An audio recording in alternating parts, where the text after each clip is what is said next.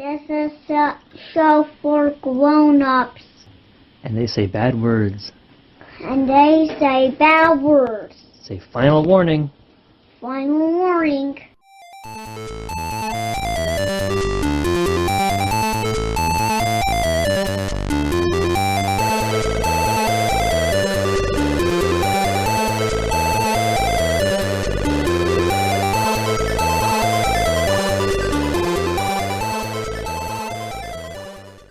Hello and welcome to the Pot of Blunders. My name is Nate Magnuski, and with me is Star. Star, how the hell are you?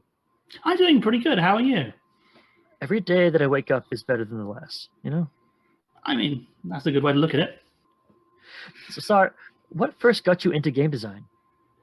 Game design's a weird one. I started making games I think I've always been making games or making mechanics for games. Mhm.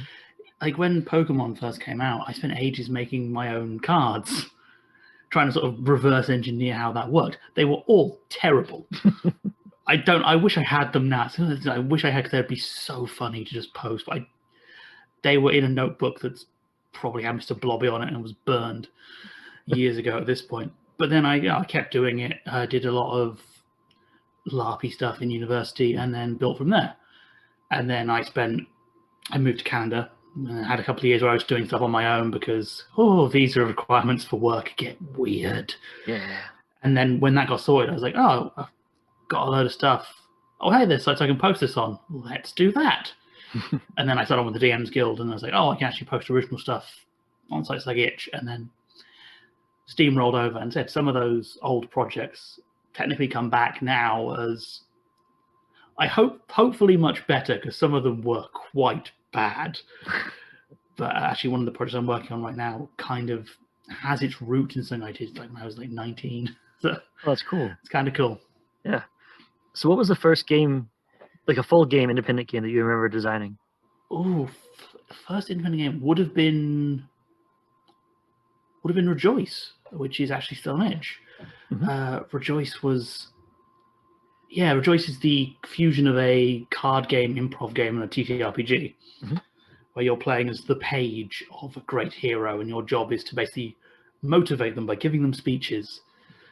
And so the whole twist is that you don't know the stats of your hero. Only the DM knows. So you have to be learning slowly. Are they failing this? Do I need to go kick them? Because I just like the idea of sort of the page hero dynamic is cool. And I also like something like Kith in Futurama, where you get the hero is an idiot, but their underling's actually quite good. Or probably the best one is Jeeves in Jeeves and Wooster, the LPG Woodenhouse books, where it's obviously, Bertie Wooster is an idiot. And Jeeves is there going, time to clear up again and use cunning plans to get around these problems. And that was what Rejoice kind of was. And that was kind of my first, I think it was the first thing I made for Itch, but I put something up before that, which would have been, Comedy of Errors, which was a game about doing a play while throwing things at people, which I think is, if you condense the microcosm of my design philosophy, if in doubt, throw things at people is kind of where I come from. I can't think of a better mechanic to include in games. I love physical props for stuff, so it's they come up quite a lot. But it's here's something you can do. The thing I've got for level 1 actually this year was, because the theme was masks, and it's my first thing when I saw that prompt, my first thought was, if you don't end this game with an actual mask, I have failed. That this game needs arts and crafts to count. And so I submitted that, and that's going to be free RPG Day this year. You better enjoy my game of arts and crafts and cults. It's my favorite combination. Everything a growing child needs. That's right. Summer camp wouldn't be complete without a cult, you know? I mean, what are summer camps really but very localized cults? My knowledge of summer camps comes from the one Simpsons episode where they go to Camp Krusty. I have. They weren't a thing where I grew up. Yeah, it's fine. Same thing. So we've had a unique problem with some of your games on this show. Don't be afraid. This is going to get better. We have too many of your games that we want to play or review, and we can't turn this into the Star Show as much as I want to. My other players are we need to play some other things once in a while. So my question for you is, can you please stop making such good games? You can buy my silence if you want. That's a potential thing. Yeah, okay. What's your price? I'll just be like an ornamental hermit. I'll live in your garden in a little cave. I can make that happen. I have a couple acres in the back. If you go for the milk, want a game? Back in the cave. Not until next year. We can do one a year. That's the rules. I'm glad I have a decent hit ratio because some days. I mean, your games are also wildly different. They're all like completely off the wall. There's a few small connections I've noticed because I have that weird brain that I like to look for connections between things. How do you know if an idea is worth bringing to the full light? Like, how do you like making a full game out of? If it kind of has legs, effectively, if I can keep thinking about something for long enough, then it tends to sort of build itself in a logical series. Logical to my brain, but it will build on itself. So, to use an example of Lonely Hawk Pro Skateboarding, that whole idea started as it was a conversation with the artist Mimolette Monster, who is both an amazing artist and puts up with my bullshit on the regular, which is impressive. So we were kind of thinking like, how do I want to make a business card game where the card is the entire game? That was my personal challenge. No dice, no coins, no sheet. The card is the game. I was like, oh man, it looks a bit like a skateboard. And then I had this thing of Tony Hawk, and I was like, oh, she's American. It's like, oh, you never heard of Tony Hawk? Who's a British comedian who gets confused with Tony Hawk a lot. He has a bit about it in one of his shows. And then it started building. I was like, oh man, Ollie. There's like this group called Ollie who go looking for eagles. It's like, this sounds so Burger King Kids Club, it hurts. And then just from there, I just sort of just keep riffing on this thing of like, oh, kickflip and bird spot as the two moves, and was where sort of the recurring thing of having now, which has become a recurring thing of having Pep Oak as a terrible soda brand appear in everything I do in their own way. So yeah, it's the idea of just, if you can keep building on an idea and it kind of seems to make sense. I have a document on my hard drive, which is gigantic at this point, which is sometimes just random phrases that I have, or just like title ideas or bits. And sometimes will sit there for, year, 2 years. But some of them you sit there and go, oh, this goes to this, goes to this, goes to this. And this just seems like a mechanic. I think part of it is just giving yourself the freedom to just riff on an idea and know that, hey, things don't come fully formed. It's fine to sit there just sort of bouncing words around in your head and then go, these two make a connection. This makes sense. And then sometimes things do come fully formed and come from experience, which is what Malware Mayhem was literally me, for a project I'm working on, trying to find a very old piece of footage, and the only way I could find it was some bizarre file sharing site. I was like, this needs to be a game because it feels like a game where the failure state is my computer exploding. I never got that bloody file either, so I'm slightly bitter. One day it's your white whale now. The project, it does involve me basically tracking down something, and it's gone horribly. It did involve contacting the agent of a musician, and I got what I believe is the most polite "please fuck off" letter I've ever received in my life, which I think is like one step away from "don't contact me ever again." Like, hey, final warning, hard line here. Please stop asking about things that happened in the early 2000s. Like, sorry. Those are the before times. We're trying to forget. You keep bringing it up. What I think is, I think the thing that I'm asking about, I think it was technically illegal. Oh. It was a stage musical based on, I don't think they had the rights. So I think what happens, they got shut down. And that's me like, do you want to incriminate yourself? I can't prove it. Yeah, hi, I'm not a cop, but could you please give me some evidence about your crimes? I swear I'm not a cop, though. I'm here from Walt Disney. Please present kneecaps. Yeah. Just, giving yourself freedom, I think, is an important thing. And I think a part of that is, especially when you're starting out developing, is accepting that anything can become anything if you give it enough time. I think you see a lot of designers who feel like everything has to be looked through of kind of the big four lenses. It's either a fantasy game where you're, Frodo Baggins shivving Sauron, a sci-fi game where it's either Star Wars or Firefly, or, and hey, you can kind of do anything with this medium because it's inherently flexible to the point of being non-existent at times.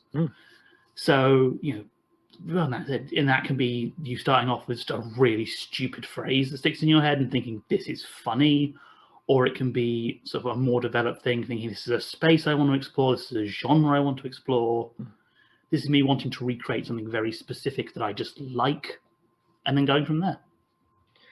So is that how your game Bus Blockers came about? It was just like an idea of the last blockbuster and you ran with it? Bus Blockers was weird, because that was during the Wretched and Alone Jam. So I'd done Magical Malfeasance, and something that kept bugging me during the writing of that was the Jenga Tower. Sorry, Falling Block Tower. Yes. Shame. All hail Lord Hasbro. And the thing I kept having with it was I really struggled with a horror game with the Jenga Tower, because like the Jenga Tower falling is funny. I just find it amusing because it's loud, it's brat. It's like, this doesn't feel like tight horror to me. This feels like classic slapstick circusy comedy where everything goes wrong. And it kind of reminded me of, like, again, sitcoms. It's kind of like, oh, just going to do this. Oh, no, everything's collapsing down around me. And let's sort of think about how would you take that mechanic set and make it into a comedy? And then I say, well, you know, what has this building up? And Bus Blockers kind of started around the kick it down the road mechanic that game has, where you can say, I'm not going to pull anymore. I'm going to wait. And then, of course, at the end, you get told, oh, by the way, you've got to do all of them now. You can't finish with these sort of in your pool. I was like, that feels like sort of trying to keep the lights on of a store. And so I'm thinking of an early Muppet Show where Kermit is desperately trying to keep this show on the road. I was like, what company kind of embodies that? And I want to say it was kind of Universal. And it's Blockbuster, because you still see them. And it's amazing how sort of Blockbuster nostalgia, I think, has transversed to a generation who never had Blockbuster as a cultural force. Yeah. Especially in the US, because, again, I grew up in the UK, and we had Blockbuster, but we didn't really have the kind of vibe around them. Maybe it's because I grew up in a small town and our Blockbuster was rubbish. But like there wasn't like all that kind of nostalgia-y stuff wasn't really there. Like when people talk about video rentals, especially Americans, you see this thing of like color and certain smells. I never really had that, but I find it really fascinating. And one of my favorite websites is a site called Dinosaur Dracula. It's written by a guy, I believe, called Matt. He's an amazing guy because he has this ability to make anything sound interesting. Like he could write about literal garbage and make it fascinating. And he did a whole series going through around old video stores. And what I was amazing, like, I'm having this weird nostalgia for them. And I've never been to these times. Like, I know my city has a video store. I think it mostly sells pornography at this point because I don't know who. I've never seen anyone go in or out. I have a sneaking suspicion near an airport, so I presume it's for businessmen who come in and want something in their hotel room. Yeah. But the idea like, that kind of feels like a business where the failure is kind of this accepted thing, and where sort of the idea of sort of fighting against it. And then I started doing research, and you find that every now and again you'll find a website have the last Blockbuster, and there's been like 5 last Blockbusters at this point. A couple of them are fake, which is how I found that out. So really? That kind of there's a lot of people make fake Twitter accounts for just fun, and then there's a couple of places that have opened up for like a temporary sort of stunts. And there was a fried chicken restaurant that became a Blockbuster for like a week to get in the papers, and then that kind of thing. Which is interesting because the person who owns the Blockbuster trademark now will send you letters, which is why that is never mentions Blockbuster. Because I got a letter. Oh, I got an email from, I'm not sure how, if they could be bullshitting me, but it was this, I can't be bothered to deal with this. Like, take me to court on my game design. I've got no money anyway. We're wasting both of our time. But yeah, and it just felt it's a very natural place to have this, and how then some other stuff came into with that, with again how it's one of the few stores where you do get this recurring traffic, where you get a much bigger profile of someone because of things like film choice and like again how we look at Netflix now, how it builds your list. That's very unique, like how it does that. And compare, like, I've ruined friends lists by showing them my horrible taste in movies, and for like the next 6 months, that's all you see. It's just, oh god, another Chinese romance movie, stop it. And that's you build a really good picture of someone from the films they like, and then you have this incoming traffic and that nostalgia, and this seems to work, and it keeps that comedy element where this isn't a horror game, even though it kind of is. There is still a warmth to it, and still this idea of like this poor manager just doing their best when everything's falling apart around them. And yeah, and then it just kind of grew from there. I started adding prompts like, hey, this actually became a full list, and that's perfect. When I was playing it, I used to work at a Blockbuster. I was a shift manager for years and years at a Blockbuster, and that was back in 2002 or so. And I was just like, it was such a heavy dose of nostalgia for me. It was like mainlining it right into my veins. It was so good. I'm actually really proud of that review, just because I never worked in them. I never had that experience, and so much of that was me researching. It's amazing these days how the internet is that I can find personal blogs from 2009 of people who work. I can find like random, like some of the manuals and stuff. You can still find them online, and it's like, so someone who worked, they're like, oh, this is nostalgic. Great. I'm really happy with that, because this isn't my experience. This is me going through sort of old manuals, old blogs, like Wayback Machining the website repeatedly, and trying to sort of make a guess and filtering it through my nostalgia. I love old media formats, old dead media formats in general. I find them fascinating. Yeah. So it was nice to be able to use that in this way, sort of the human side of these formats, which you don't really talk about that often. Because, I mean, up until, 2004? When did sort of broadband become vaguely everybody's 4, 5? Yeah, around there. This media would be in a diary that would be like my old Pokemon cards. Right. In a bin somewhere. And that's the bizarre thing about the internet. Is there's all this information. So you can build these experiences based on very specific points in time and very specific areas in time. I think it's a beautiful game because it's niche in a way in terms of what it deals with, but it is so pervasive in the culture. It's just like everyone knows about a video store. So many people have worked in retail or worked in a family business, that sort of thing. You might not have worked at a Blockbuster, but it's a very highly relatable subject. I definitely feel the failing business thing, because my hometown was a tourist town. So every year you'd get someone come in like, oh, I'm going to open a cafe. Dead in the season, because after tourist season goes, population's down by 3/4, and and the tourist market is very different from the local market.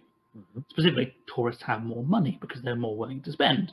Locals probably aren't, and that definitely resonated with me, because I've seen a couple of those businesses where you kind of go down the street and go, oh, that store's opened, give it 3 weeks. The quickest I've ever seen was 1 week. There was a hummus store that closed within a week.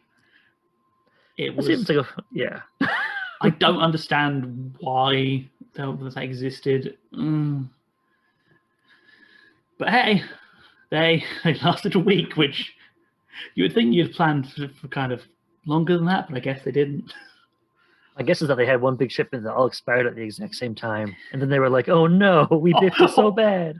Or they just forgot to order. They did everything else, but forgot to order the hummus. Got pita chips. We got tabbouleh. What else are we forgetting? No, that's it. Really, what else do we need? It's low fat. It's low fat hummus. It only exists if you're not observing it. Exactly. The uncertainty hummus. It's inside this box. Maybe it's not. You could say. Until you buy it, you won't know. God. Hummus, the loot box. Yes. I think I've had the next business idea. All right, we're equal partners, okay? We're gonna pitch it to 14-year-old gamers. Yes, the true market for hummus. Yes, exactly. Some of them will come in like a golden box. It'll have no value towards the game whatsoever, or enhanced nutrition, but it'll contain less hummus. Is the irony. Yeah, exactly, it'll be rare. The box is expensive. That's the problem.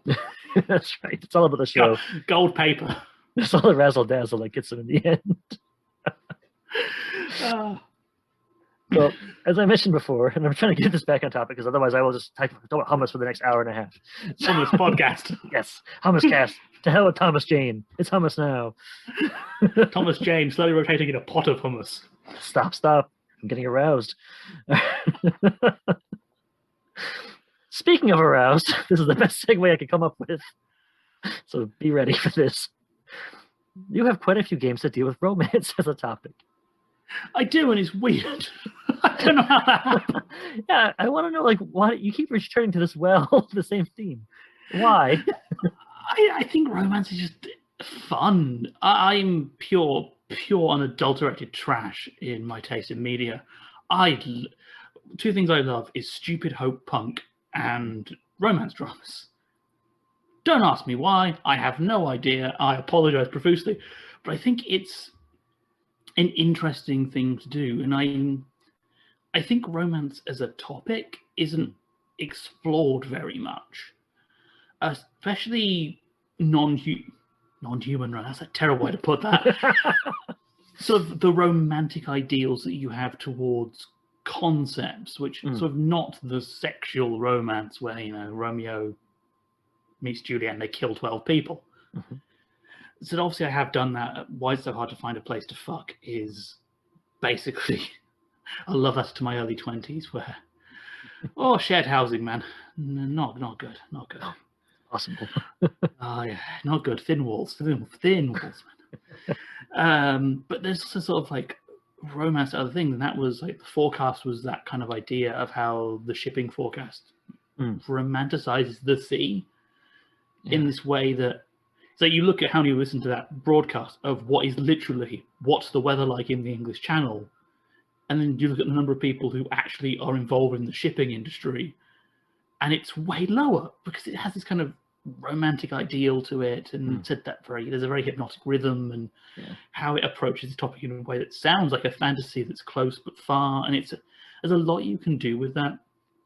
And I think there's this romance just has so many options for both environment and for players, and it's nice to have non-violent stuff. I think filtering through the combat lens is fine, and I say someone who does the combat lens enough anyway.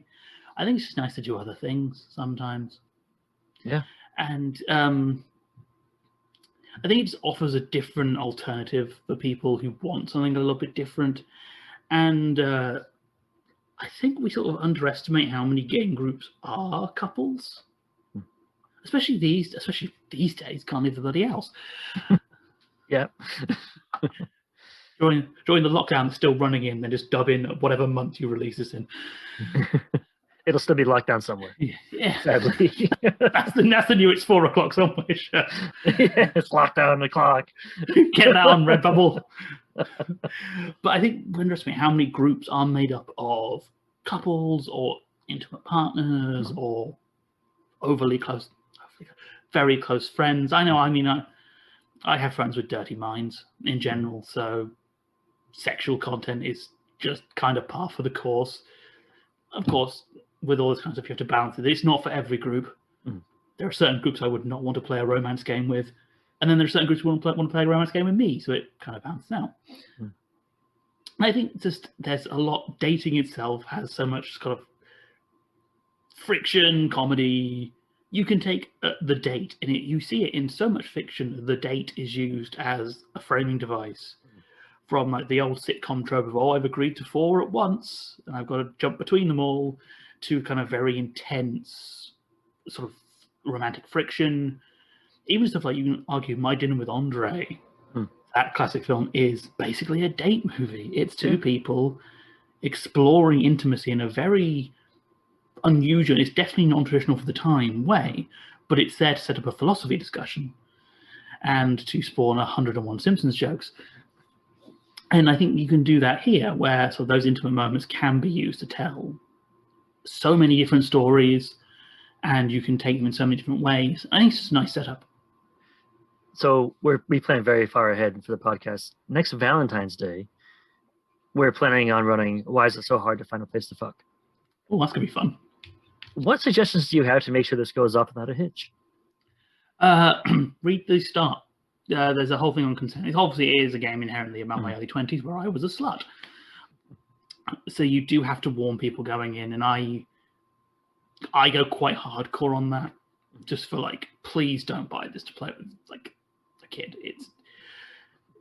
They in general, one of the problems you deal with this kind of thing is always gating content well, and that no site has good gating for anything. Itch does all right, but it's still, this is 18 or over. Okay, what does that mean?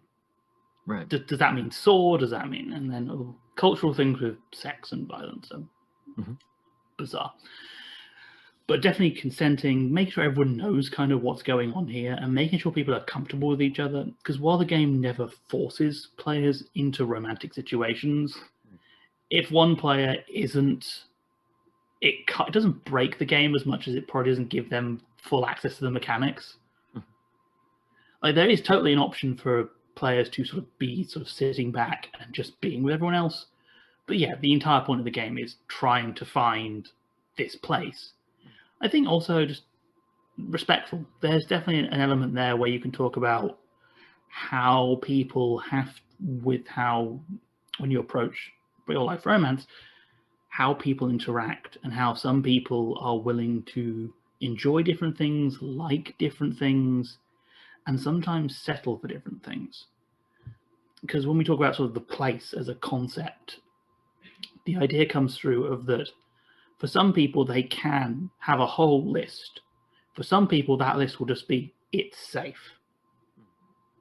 And sort of approaching that, hey, some people will come in with maybe being in from positions where they couldn't be safe to do that.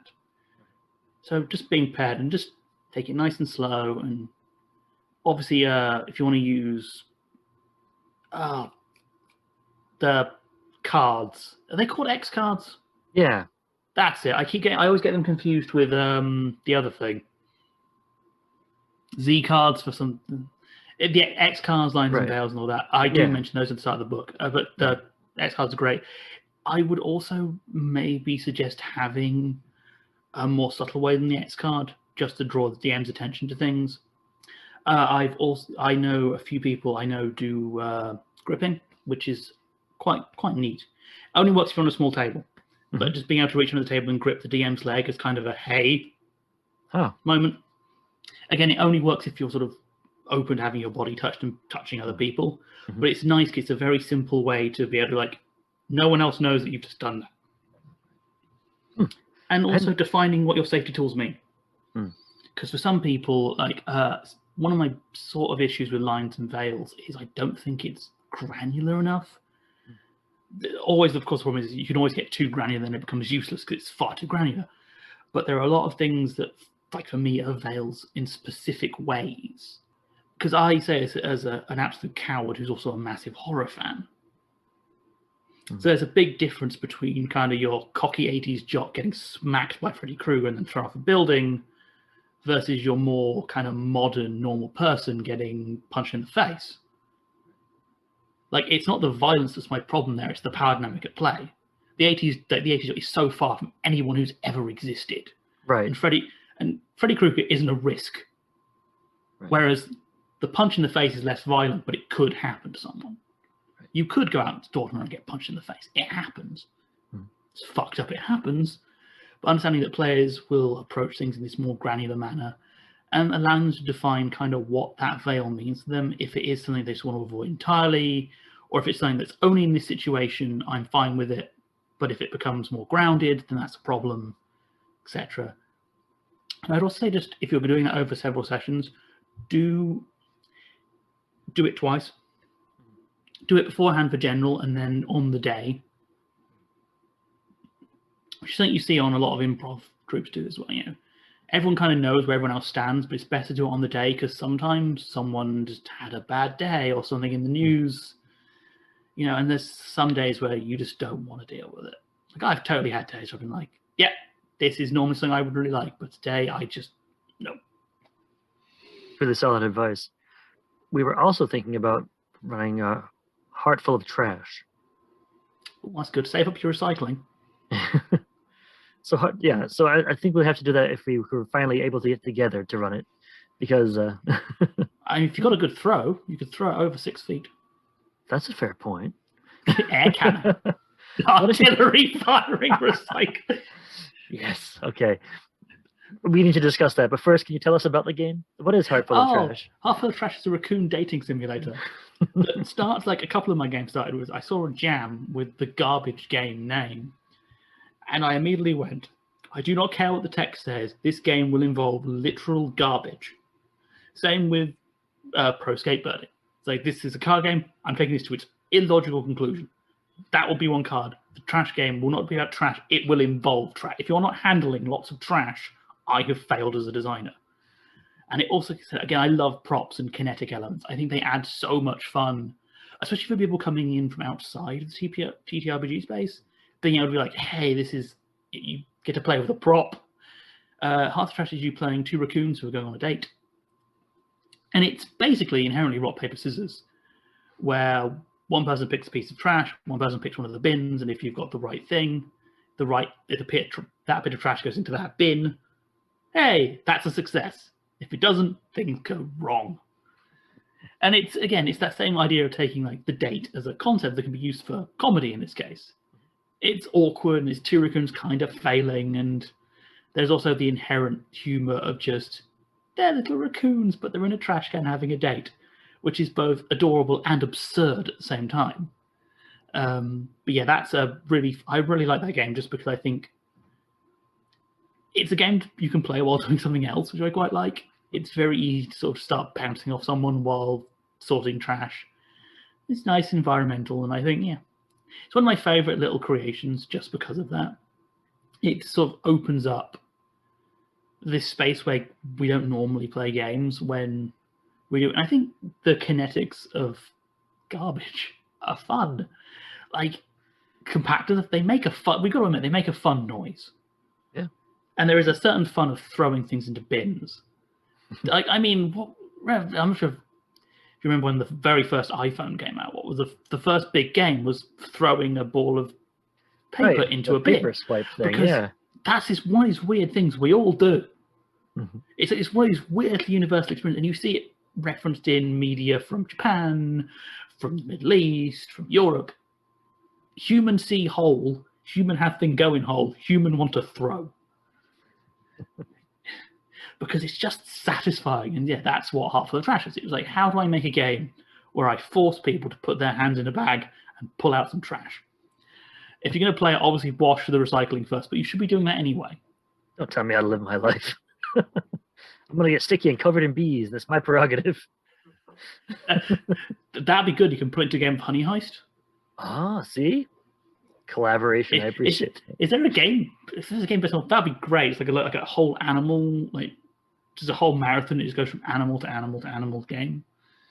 You could probably do that. There's been enough. Yeah, I bet. Nice podcast I launched. You're the first guest, and we're going to figure this out. How many animals can we string together?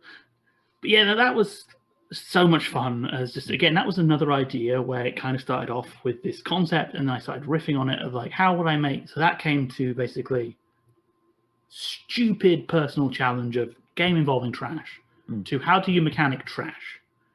I can't guarantee what bins someone else has. I know what bins I have, but that might not be universal. I can't guarantee what trash someone else will have. So how do I deal with that? Oh, I do it as, then it came like, oh, rock, paper, scissors, because it doesn't matter what the rock is, what the paper is in that game. As long as you have the chart, you can do any variation of it. And there are some regional variants of rock, paper, scissors that don't have one of the things. They have a different name for it. Like, cool, so that's how I do that. And it's like, how would this make sense? It's like, raccoons, they love trash. And then, what would get them sorted around? And I had this idea of them dating, and then, yeah, I was like, actually, I quite like this, and just build and build and build. That's what I appreciate, I think, most about your designs, is that a lot of the premises are goofy. They're silly premises. And you could have just let the premise carry it and put it in mediocre, design work and just kind of been like, I'm going to phone it in because it's cute and that'll sell enough. But all your games are incredibly well thought out and well designed, carefully designed. And I really respect that. I think chaotically designed, but I think half of it is linking mechanics. And that's the hardest thing. There's so many ideas that I love, but just you need the mechanic to make sense for them. Mm-hmm. Especially, I think as an indie creator, this is much more important because you get one shot with every game. That's basically it. I can't, in 6 months, issue Heart Full of Trash 2.0, even though I did that for one game, but that's fine. I can't issue a book and have it guaranteed for people to understand that. I can't issue unearthed trash every 3 months to fix my fuck ups. Stuff kind of people have one chance to look at it, and while I can update it down the line, that's not a guarantee that audience is still going to be there. So part of that is being deliberate with what I do, and it's also this is one of the biggest tips I'd give to any sort of person starting out is be deliberate, but be less. Focus in a bit. I think the big problem you see with I had this so much, like you start off designing and you try and design 5e. It's like, oh, so I need 500 monsters, 478 pages of things. Then you open the back page of that book and you look at the credits and you see there's like 100 people funded by a company who can spend however many months they want with however many people they want. If they want to hire the whole population of Bolivia to come in and write, they can do that. Where obviously you can't. I would love to, but I can't. I'm restricted to me and whoever's stupid enough to agree to work with me. So focus in on core mechanics and just really work with those. And it's better to have one really well thought out mechanic than 87 kind of all right, they're doing all right, their mechanics. So I'd rather build games around sort of that core than just. It's also a big reason why I very rarely build original games around SRD systems these days, just because I like being able to go from the ground up, where it's like, if this isn't important to this setting, it's not in there. This doesn't need a rule for this situation because this isn't ever going to happen. So here's what this idea is at its core. It's really fascinating.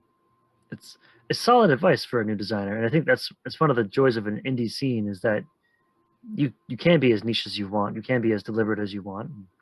There's no one saying you can't do it because you're publishing for yourself. True, I think no one says that, but I definitely think there is kind of that pressure because obviously the games you're going to see coming in are those big games. Mm-hmm. But it's the old thing of don't compare your YouTube video to Steven Spielberg's Jaws, because one is someone at the top of their craft, been going for years with literally a blank check, versus you in your bedroom with one camera, which is from 2012. You can't compare them. It's unfair to compare them. Obviously, you can look at, but that's a skill you've got to develop effectively, is being able to look at other people's work and learning from it, while also understanding your limitations with finances. Like, I've always joked that if I had the chance, I'd make a Godzilla film. I'd like mini sets and big suits. Never gonna have the money for it. No, it's just not gonna happen. Well, until someone, maybe one day Toho totally lose their mind and hire me. But so what I have to look for, so when I look at those films, I look at them and go, what can I take away from this that isn't just stuff I can't afford?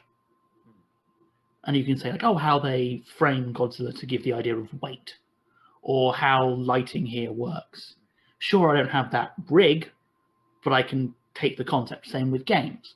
You can look at how certain games handle different things, how they present different ideas, while still being aware of every paragraph in this book is the work of 8 people. Right. Obviously, you are the work of one person, and it's unfair to compare, especially if you're not professional full-time designer. And I'm really lucky. One thing that really helped me was I know a lot of people in the video games industry. Like, a lot of friends work in that.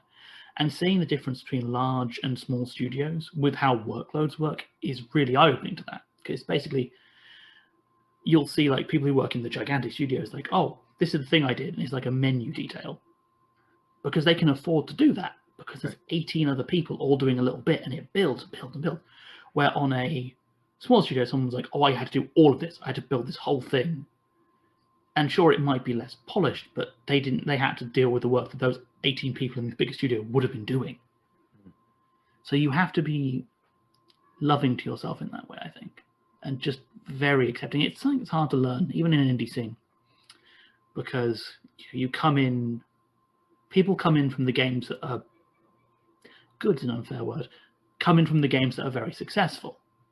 And the games that are very successful are the ones that are in big stores that have their sort of actual play podcasts dedicated to them and stuff in stores. I think that can be quite a culture shock, and I think it's definitely something the industry needs to work at a little bit, is helping those people get over that initial hump of my one-page game does not look like this $90 hardback. It's like, well, it's not going to. That's not on you. That's the economics, and that ain't your fault. And I think if you're starting out, the best thing you can do is jams. Jams are just great for giving you a focus kick in the arse sometimes. For being like, here is your layout, here is your brief, you have 2 weeks, do it. And I think it kind of levels the playing field a bit, which is what I really like about why trying to get so many newer designers to do them. Is like, it gives you a better idea of how you're approaching things. Because if everyone has 2 weeks, that means it doesn't just become whoever has the most money produces the best thing, which is a problem with video. If you look at each video game channel's last 6 months, you get like, oh, little Kevin who's 14 in his bedroom, and then what is basically a studio of 13 people who have made like a full 3D. It's not really a fair comparison. Yeah. Where those small jams are great because like everyone has a week. Sure, the person with the more money is going to have an advantage, but it's not massively different. You can all see kind of where your idea came from and build it into something that's finished. And having finished things is good. And it's been sort of something I've said now on everyone I've been onto is, if you want to be good in the future, be shit now. My first things, I would say, Rejoice looks like utter arse. I need to redo it. I'm actually embarrassed, but it looks so bad. But it was my first time working with PDF layouts. It was before I had proper PDF software. So I think every page in that is technically Photoshop. So Word document, in fact, it looks awful. It's really bad. So I need to redo it. But it's how it goes. You have to spend time building things up. We had an interview with a guy named Jordan Palmer who said the same thing. He's like, if you want to be good, you have to be willing to be absolute dog shit first. Yep. And like, make your mistakes now, because then that saves you time in the future. But if you refuse to make mistakes, well, you're going to make them later on then instead of now. You have to be willing to suck. Yeah, that's true. I think it's hard to accept. I think it's the problem. I think especially because we have kind of a completion culture in general. In most indie scenes have this, where completed works are what you see. So even with me, because even when people say to me, I've had what you say, why are they good? It's like, you have not seen the 18 drafts, or how many times I started this and stopped it, or how many times one of my friends had to deal with me going, oh my god, I'm the worst thing to ever exist, please put a bullet in me. Like, you don't see that. Right. And that does cloud your vision of what you're working on. And you have to sort of realize that, yeah, everything goes through failure. I've got games I made and then scrapped because I hated them. And maybe in 6 months, I'll go back to them. And that'd actually be, I've totally turned this question to a long way around here. But another thing I'd say to indie developers getting in as a tip is never delete anything. Even as a writer, I say, don't delete. Deleting things is false economy. I have a hidden folder on my desktop that's literally called Exile. It's where the naughty projects go. Because it's like, out of sight, out of mind. But if in 9 months I go, actually, wait, it's still there. I can go back and pull it out and put it back in the nice, good projects folder. And I say that now, literally one of the things I'm working on at the moment is a writing project, but it started 4 years ago. But I scrapped it because I didn't like it. And then I suddenly had this, wait, I know how to do this now. This is a character I know how to write now. So that's back out, and it's nearly done. Like when 4 years ago, I would have wanted to burn it on site. And yeah, part of that was why I looked at it back. It's like, this isn't as bad as I remember it being. Like, it's janky, but it's not bad. I think I just hated it. It has some kernels you can harvest out of there. So it's something you can build off of. Oh yeah, and everything is a learning experience in its own little way. So one game that we recently reviewed and did an ad for in one of our previous episodes was this game takes place entirely in a Mega Mall parking lot. Mega Mart parking lot. Forgive me. This wasn't part of a game jam, though, right? This was your own. This was your own creation. That was my own. That whole thing came about. That was a fun one to make. That was basically the sister game to You Have One Ability, the ability to fuck this up. Because that had the same kind of idea of it was restricting player agency. So Megamart does it by location. You're in a car park. That's it. While Fuck This Up was no characters. Everyone had pulls from this one stat, and it's useless. And it was kind of sort of this. I love the idea of small spaces. Because I think they often said Bus Blockers pulls on that quite heavily. Malware Mayhem pulls off that as well. Because I think there's a lot you can do with them and how that space changes over time. A thing with a lot of sort of fantasy and sci-fi games is you'll be going planet to planet, and it doesn't matter if you crater somewhere, because you're never going back there. So you don't really have to worry. Where I like the idea of like, it's an idea you see a lot in sitcoms of like, oh, I'm going to do this thing, and then 2 scenes later, oh, now that's going to become a problem because I've done this thing. And so that's do it. And it was a tribute basically to, I don't think it was a Flash game, but there was a game called Pick Up the Phone Booth and Isle, which is one of my favorite little projects. It was inspired by 2 other games, one called Pick Up the Phone Booth and one called Isle. Basically, it was a one-turn adventure game, like the old text adventures. Pick Up the Phone Booth, you were stood in a phone booth, and Isle was your in supermarket. It's like, you have 1 turn. And Pick Up the Phone Booth and Isle, because it had so many writers as like a community project, was great because it responded to everything. Any word you could think of, it would give you a different ending for. And one of my biggest memories is stuff like Dance, Waltz, and Waltz with Phone Booth all give vastly different responses. Because it was planning around you exploring them all. And it could do this because the location was very limited. There wasn't sort of 15 locations to write for. There was this one location, and they could really play with different endings playing off each other. How like certain things mentioned in one would come back in another. Even one of the true endings was basically pointing out, was basically the big twist that all the endings had just happened. So you were literally stuck in a supermarket now having every ending at once. And I love that idea of, here's a very limited space where the chaos you're creating can build and build and build.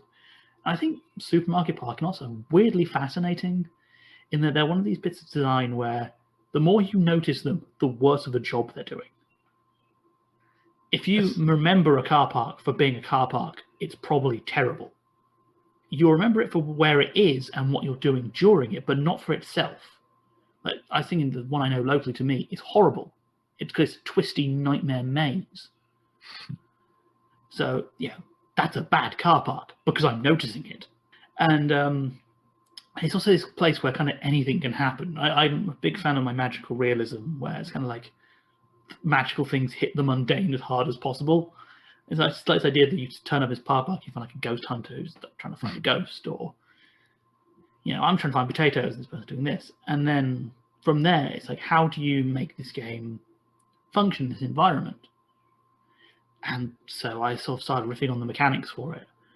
And I wanted something that was very quick, very immediate, because I date the podcast horribly, but one of the biggest influences on my design is the pandemic. Full stop. Because I had 2 D&D groups before the pandemic. Don't now. Any games I'm playing now are calls, like Discord calls, where we just had a free moment.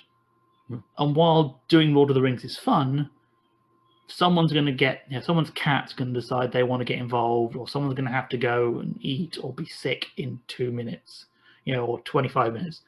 So if we're going to keep doing character creation, it's pointless. So Megamart was built around, I want from the first turn, everyone should be able to go full throttle chaos. And that's where I had the idea of like, skills are anything you want them to be.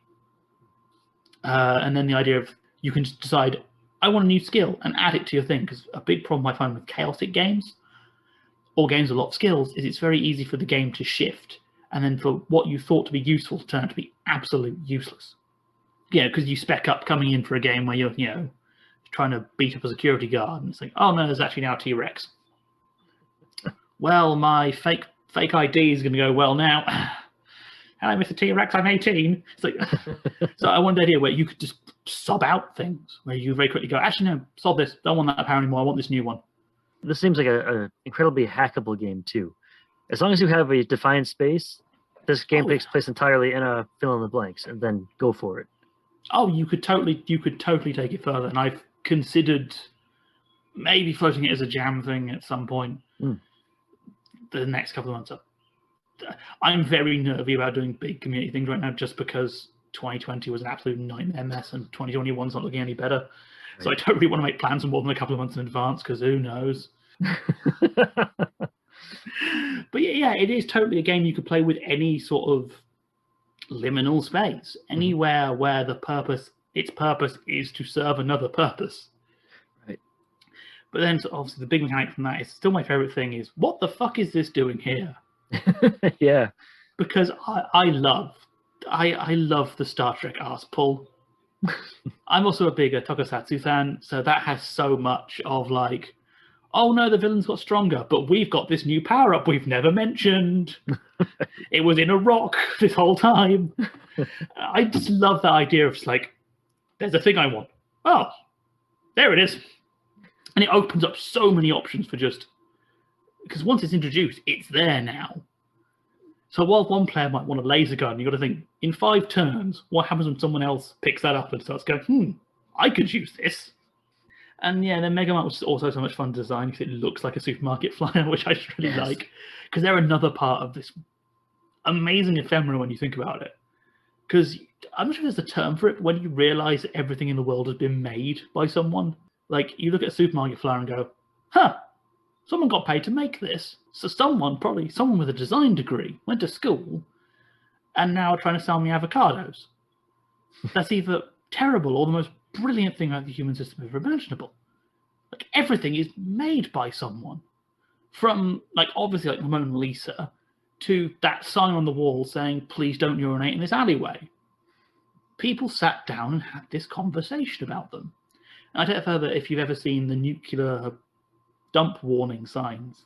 Yeah. There is no honor. 10,000 years. Yeah, there's no honor in this place, which is you read about how they built these. It's amazing because it's so much kind of psychology on top of research psychology going on, of like, well, we can't say don't go in here because the first thing we'd all do is go in here. So I definitely want to have, this is kind of from a place and a time, and it was one of my favorite random accidents. Was originally I was going to make loads of brand name fake brands put in it, but for a while I'm just going to put in stock loose items just for now. Actually, I really like this because it really hammers home that this is real but slightly weird, because the lack of brands is kind of not what you would see coming. You don't really see loose products on these pictures, so it really puts home that Megamart's a bit odd in its own special way, and that made me happy because one thing I also, if you're not familiar with Meow Wolf. No, I'm not. They are an arts collective. They have sort of big installations, one of which, the new one now is called a Megamart. It's a fake supermarket. But they're like adventure playgrounds. One of them is the House of Eternal Return, where they open the fridge and it's like a portal going through to somewhere else. They're amazing. But wow. This whole idea of taking this normal space and absolutely messing it up in bizarre ways. And I just love that idea of having this supermarket that it's still recognizably a supermarket. But if you saw it from its flyer, you'd probably go, I don't trust these people. This is a mob front. This is not a real supermarket. Oh, mob fronts are great. One of my favorite memories locally to me is there was a darts cafe. And I wanted to go in there. I like darts. I went in with a friend. And when we went in, there were no dartboards, but there were 4 very burly men in suits at a poker table. And they turned and looked at us, and we just quickly left. Then, like 3 months later, it closed down. I never saw a dartboard in the place. I think it might have been a front. Maybe. I just love this idea of like these places that are recognizable, but at the same time, absolutely not recognizable. And I think I try and do that with a lot of my stuff, in just like, here's this place. It might not be what you think it is, but you definitely have the anchoring to understand your position within it. And that's another really nice thing. I think one thing, again, I can't really claim credit for it, was really a happy accident for Megamart, was it balanced itself out between, this is something that you can tell pretty much anybody coming into your game, we're in a parking lot. Right. And they'll get it. But it's also not restrictive enough to be able to make them go, oh, could I do this? It's like, no, you can do anything. There's any option you want. However stupid is here. But there is that grounded base everybody has where they can kind of envision what the space will look like. You know, it's asphalt, lines, and trolley carts and some cars. And it's great because it means anyone can so easily jump in regardless of knowledge. I think something that kind of throws me like is so many TRPGs. Big part of picking the game you want to play is sort of working out what people want. And I joke a lot. People are like, oh, I want a sci-fi RPG. So I'm like, oh, there's a version of Traveller I really love that adds real-world astrophysics. It's like, oh, you wanted a sci-fi game, right? Did you know this is sci-fi? It's got, you know, we just got to do terminal shift every 25 minutes. It's only 5 pages of math. Then you realize, no, people want Star Wars. Right. Which is very different. So having, like, being able to quickly build that logical base of knowledge is very important for a game. So everyone kind of knows where we stand, what we're doing. And you see, that's what Session 0 is for in most games. Like, is this sort of Lord of the Rings where, you know, elves and dwarves don't like each other, but or is this, you know, I'm trying to think of another fantasy, Redwall, where everyone is a hamster. You know, they're very similar genres, but you've got to know what you're doing, else the player who doesn't know is going to be absolutely lost. And you need those limits. Yeah, and I've totally had that with games I've like joined or signed up for, where it's like, oh yeah, this is following the rules of this book series, and I've never read it, so right. Like, oh, you shouldn't lick those crystals. Well, I'm sorry, I've never read the book where that was told to me. Sorry. And my character would have no way of knowing that. So yeah, that was kind of the Megamart was getting. No, this idea is just riffing on itself until it became, hey, this is a thing I think actually has a lot of fun. And it kind of builds, and then you end up running out. Yeah, I like this, and then the mechanics just felt very natural. Like, I considered other mechanics which then got dropped because they just didn't feel like they were being used. And when I sort of tested the game myself, it became a thing of, would I ever use this in play? Not really. Like, I could have had a more defined combat thing. I was like, nah, not really, because combat isn't something. Like, if I'm given the option to do anything in this, I'm probably not going to punch my problem away. Right. I'm going to put it in a shopping cart and shove it down a hill. Because that's funnier. Like, you're giving me shopping carts. I want to do something with shopping carts, or, you know, you're giving me like cars. I want to start flipping cars or shoving them around and doing all this weird stuff with them. So, do I want punch? Not really. Right. Do I need combat? No. I'd much rather have that. You can have a skill being I'm good at punching things, but you can apply that however you want. Be it punching a cart or deciding I'm going to try and make a hole in the floor by smacking it repeatedly. It does a good job of giving you those hard limits to play in, but also giving you the freedom to just royally fuck them up if you want to. Oh yeah, chaos is beautiful. I love like chaos, and I think TTRPGs are a great medium for chaos. I think you see it in a lot of like all the best stories you see are people absolutely rat fucking the rules. Like, you just see it continue. Like, even like some of the big sort of famous ones that get passed around, they're all not really technically legal. Right. In the rules as written. And that's one of the beauties, one of the awkward things about TTRPGs as a medium is that the rules are, you can just ignore them if you want to. But at the same time, that's also a very necessary thing because it's not a video game. Right. I can't put an invisible wall up and say, you know, if a player tries to go over here, immediately kick them back. Tell them no. I can't do, unless I'm going to stand at your table with a stick, I can't stop you if you want to go in this way with it. Is that a service you offer? The stick beatings? Yes. Yeah, excellent. Yeah. Post-pandemic, obviously, because I don't have a stick long enough. Look at a 7-foot stick, you'd be all set.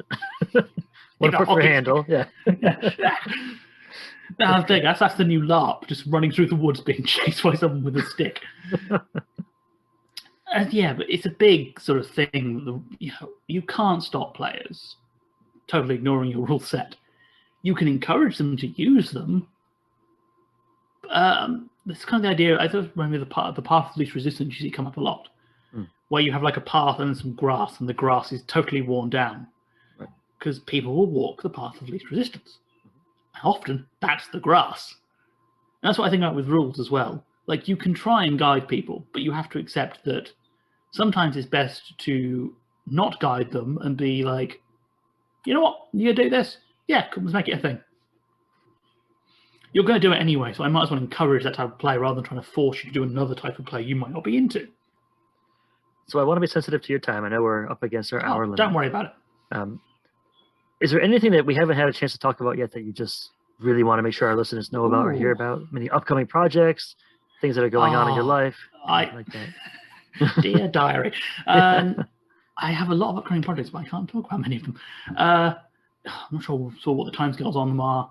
Probably my next game, which might already be out by the time this comes out, is called Turbine Burn, which is a mech game, which I basically rewrote because I desperately wanted to Super Sentai robots together. Like, I had mechanics like, no, if we're going to have robots, they've got to Super Sentai together and be bigger. That's got to be, I will not do robots unless that's a thing. And later in the year, I'm working on a couple of projects with Moonlight Monster, the artist, which one was meant to come out last year, but because of taste reasons, it didn't. But you should probably keep an ey out for that because I think I'm really excited about it. But last year was not the time to be releasing it for tonal reasons. Sure. But it's when it comes out, I think everyone's going to love it. And also, unlike me, she can draw, which is great. So it means it'll actually look nice. She's actually really good at designing things as well, but it's just nice to be able to have something that doesn't look like trash. Or isn't me in Photoshop going, oh, stock photos and layers. Or isn't a picture of my face, because a couple of the games are actually my face laid on things. Really? Yeah. I think it is, what's it called? It's one of the DMs Guild things. Twisted Wish is actually my body. And it's filtered to hell because I couldn't find a good face. I didn't want to use someone's actual face in the stock because it's kind of a dark theme. Need a face. I'll just do mine. And it's through enough filters you can't tell. But yeah, that's pretty much where I stand at the moment with projects. I'm terrible at releasing them in advance. So we'll see. I definitely think Turbine Burn is probably the next. I have a smaller one-page game coming out, which is probably the most stupidly on-brand thing I've ever done. If only because it is, in theory, and this is big proof because the name's in working still, which is my girlfriend has turned into a car and we're both trying to escape the city. Which is a very on-the-nose reference to The Adolescence of Atina, which is one of my favourite films and has the best line in film history, which is, "You thought you were the only person who could turn into a car? I'm a car now, too." Shakespeare ain't got shit on that person.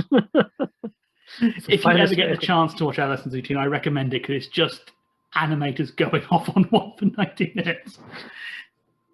The whole thing is just bizarre. It's one of my favorite sort of franchises. So it's definitely something I've referenced it enough at this point among friends. I'm not sure if you've seen the Zelda meme where it's like he's holding up something. He's like, "Oh, it's my sleepover. I get to pick the movie." I have a personal one of that a friend made, which is, "It's my project. I get to reference Utina turning into a car as much as I want."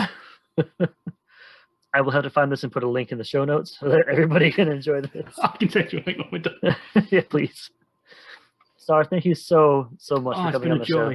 Absolutely. As always, you have a standing offer to come back whenever you want. I hope we get to play some games soon. Honestly, I've had a ton of fun, so I'd love to play games with you someday soon. Hopefully we get more of your reviews up soon, too. We'll sort something out. Absolutely. Thanks again, and I'll make sure I put all your contact info in the show notes, so don't worry about that. So, hey! Thank you. Take care. Thank you. Hey, folks, it's Nate. I want to thank Star again for coming on the show and telling us about all their games, and just for being one of my favorite designers out there, honestly. I'm also very lucky enough to have Star as one of our regular members of our Discord. So if you want to come talk to them and hang out and pepper them with amazing questions, come on and join us. And if you want to go support their fantastic endeavors with all their games, follow the link in the show notes to their itch.io page, and you'll be blown away by just the amount of amazing and weird, disparate games that they've come up with. So top-notch work, Star. Keep it up. And next week, we're playing one of their games games that I love. My girlfriend has turned into a car, and we are escaping the city. I think the episode turned out great. I cannot wait to share it with y'all.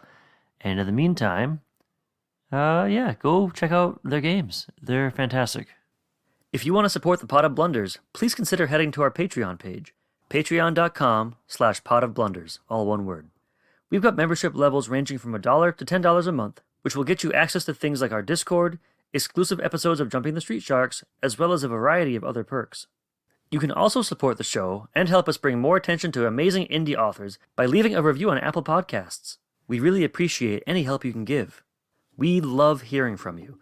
You can always find us on Twitter at Pot of Blunders, and you can also reach us via email at potofblunders@gmail.com. Want more reviews, interviews, actual plays? Head to potofblunders.com and learn about even more amazing indie games.